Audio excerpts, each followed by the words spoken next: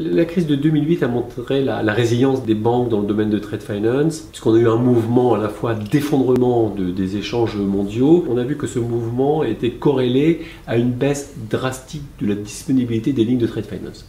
Du reste, l'ICC, qui est la Chambre de commerce internationale, dans ses rapports annuels qui s'appellent Global Trade Survey, montre que les taux de défaut des produits trade finance comme le crédit documentaire, import, export ou les garanties ont des taux de défaut qui sont 5 fois inférieurs à des taux classiques.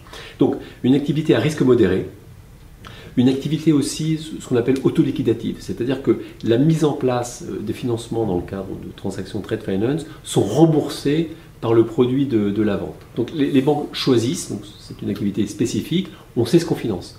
On finance de la marchandise à travers les documents. Le trade finance, ce sont les documents, c'est la pierre angulaire de cette industrie, et les documents montrent à la banque si l'expédition a eu lieu, la caractéristique ou les caractéristiques plutôt des marchandises, et c'est sur ces documents, comme le connaissement maritime, comme la lettre de transport aérien, la facture, des certificats phytosanitaires par exemple, que la banque forge une opinion et regarde s'il y a une conformité de ces documents par rapport à la transaction. Je rappelle que le trade finance, on ne regarde pas la marchandise, on regarde la matérialisation de cette marchandise par le document. Ça, c'est un élément essentiel. Certains documents sont spécifiques.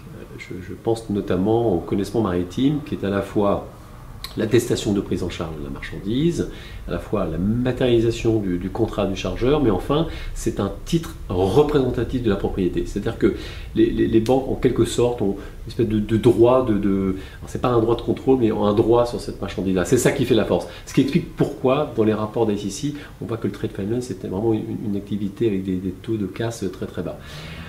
Donc une activité sécurisée, une activité autoliquidative, une activité spécifique. Voilà la raison pour laquelle les banques sont toujours très actives dans ce domaine.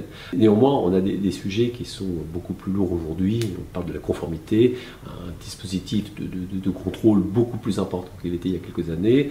La 4e directive européenne qui se met en place a montré, ainsi que les principes Bolzberg réactualisés en février 2017, montrent ce que les banques doivent faire en matière de contrôle des documents, aller s'assurer des parties prenantes dans cette transaction, ce qu'on appelle le KYCC, aussi le KYT qui est le Know Your Transaction, savoir est-ce que la marchandise est une marchandise à double usage, de savoir d'où elle vient, est-ce que le pays est sous embargo, est-ce que la banque est également une banque qui est connue. Voilà, beaucoup de sujets qui font que le trade finance est une activité qui est soumise à une conformité beaucoup plus forte. Le paradoxe de trade finance, c'est que en face, la banque a des clients, les bateaux sont à l'approche du port et il faut à la fois, tout en respectant ces contraintes de conformité, faire en sorte que l'opération puisse se dérouler de manière tout à fait fluide. C'est ça aujourd'hui en fait, le vrai challenge des banques dans le trade finance, c'est de pouvoir